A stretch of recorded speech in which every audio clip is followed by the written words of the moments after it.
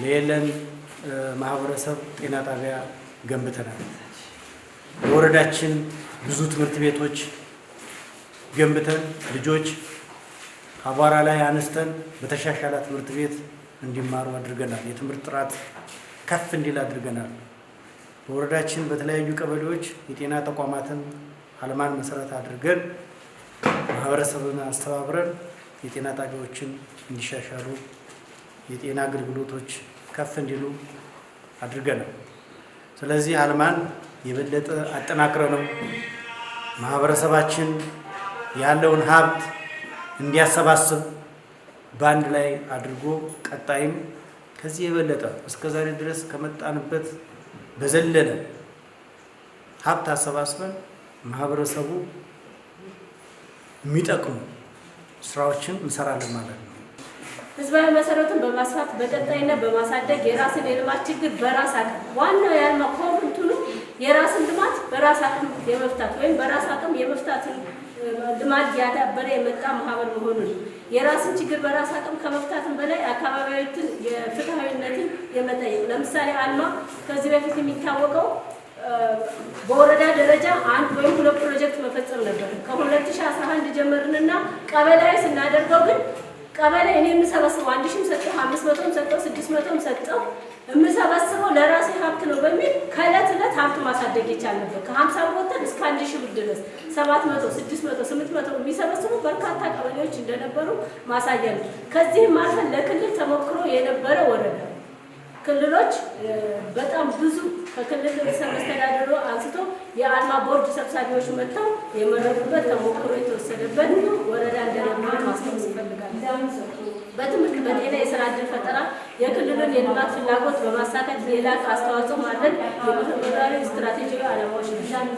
የ2000 ስትራቴጂክ እቅድ አፈጻጸም ሪፖርት ከ2017 በጀት ዓመት ጋር ሲነጻጸር ምን ይመስላል የሚለው በግራፍ ጭምር የምናሳይበት ይሆናል ማለት ነው።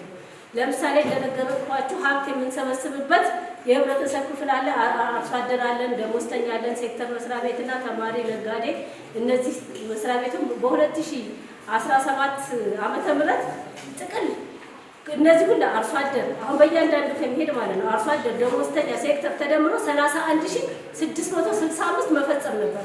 በ2017 የፈጸምነው 1970 አፈጻጸማችን 6% ነው። የ2017 2018 ስንመጣ ግን 32487 ነው። የፈጸምነው 5978 ነው። 18.4 ፈጽመናል ማለት ነው። አያችሁ ያለንበት ሁኔታ እንትንም ቢሆን የተሻለ የፈጸምነው ከነዚህ ከተከታታይ ካሉ 4 ዓመቶች ውስጥ የ2018 የተሻለ ነበር።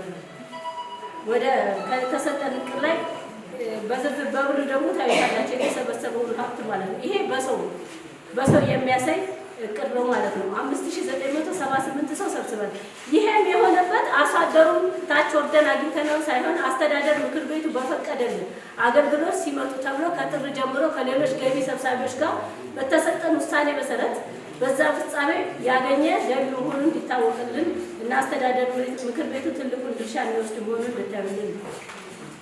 ሌላው በ2017 ዓመተ ምህረት ይሄ በሁለቱ ዓመት የስትራቴጂክ የለውጥ እቅድ ክልሉን አዲስ አበባን ማፍራት ላይ ስታዩት አሁን እቅድ አለ። በየዓመቱ እቅድ ይሰጣል በሁሉም ህብረተሰብ ክፍል ማለት ነው። ለምሳሌ አርሶ አደር 622 ተሰጥቶናል።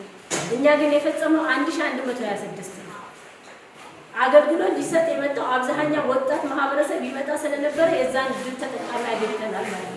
ከዚህ በፊት የአልማ አባል የምንሰበስበው ገባሩ ላይ ቀበሌ ላይ ሄደን በሚሰራ ሰዓት የመሬት ደብተር ያለው ብቻ ግብር የሚከፍለውን ብቻ ነበር የምናገኘው። አሁን ግን እድሜው የደረሰ ከ18 ዓመት በላይ ያለንም አርሶ አደር ስላካተትን 1126 አርሶ አደሮችን አዲስ አበባን ማግኘት ችለናል። 181% ነው አፈጻጸማችን ማለት ነው። ምክንያቱም ከገባሩ አርሶ አደር ወጥተን አዲስ አበባ ላይ የተሻለ ስራ ሰርተናል። ደሞዝተኛን በተመለከተ የተሰጠን እቅድ 200 ነው። የፈጸምነው 264 አዲስ አበባ ያለን ማለት ነው። ይሄም 132% ያሳያል። ሴክተር መስሪያ ቤት ላይ ነው።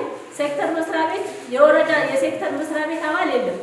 በቀበሌ ደረጃ ያሉት 50 ትምህርት ቤቶችም የወረዳችን የአልማ አባል ናቸው።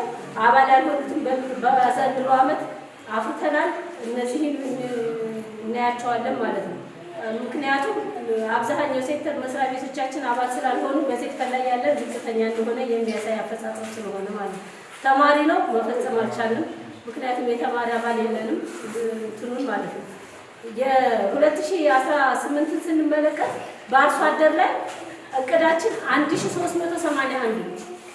ዘንድሮ ትልቅ ስራ የሰራ መሆኑ የሚታወቀው 3076 አፍርተን 223 ከዞኑ ተሞክሮ መውሰጃ የሆነው አዲስ አበባ እኛ ላይ ነው ማለት ነው።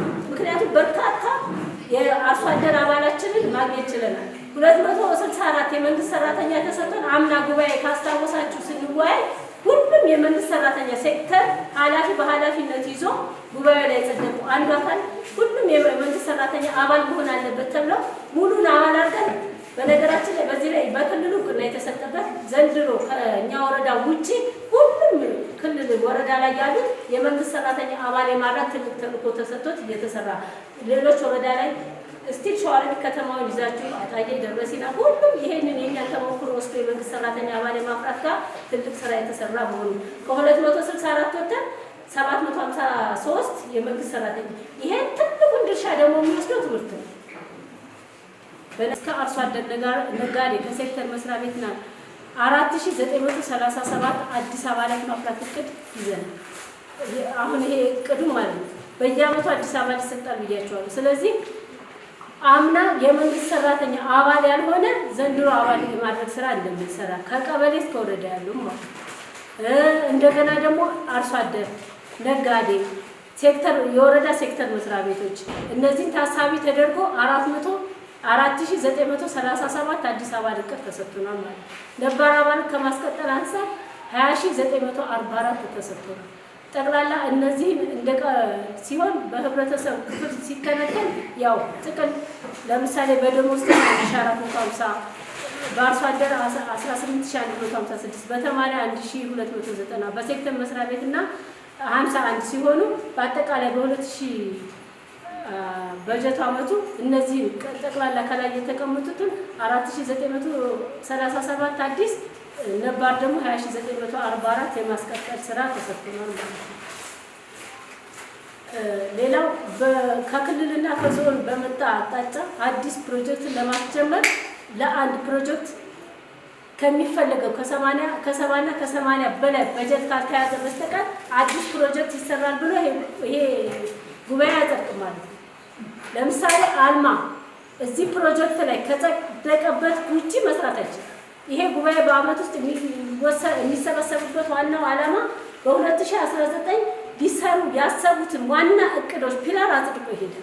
ያን መሰረት አድርጎ ደግሞ ጽህፈት ቤቱ ይሰራል። ለምሳሌ አዲስ የነባር ፕሮጀክቶችን ይዘን አዲስ እንጨምር ከተባለ የሀብት ማሻሻል ቀበሌ ጉባኤተኞችም አጽድቆ የመላክና ያንን ጉባኤ ይዘን የምንሄድ መሆኑን ታሳቢ እንድታደርጉልን። ለምሳሌ በመሀል ተነስቶ አንድ ቀበሌ አይ እኔ ይሄንን እንፈልገው ይሄ ይሰራል አይችልም፣ ጉባኤተኛው ካጸደቀው ጉባኤው ከመከረበት ውጪ ማከናወን የማንችል መሆኑ ታሳቢ እንዲደረግ ነው። አስፈላጊ ከሆነ የወረዳው ጉባኤተኛ ተጠርቶ ውሳኔ ተወስኖበት የሚሻሻል መሆኑን ታሳቢ እንድታደርጉልኝ ነው።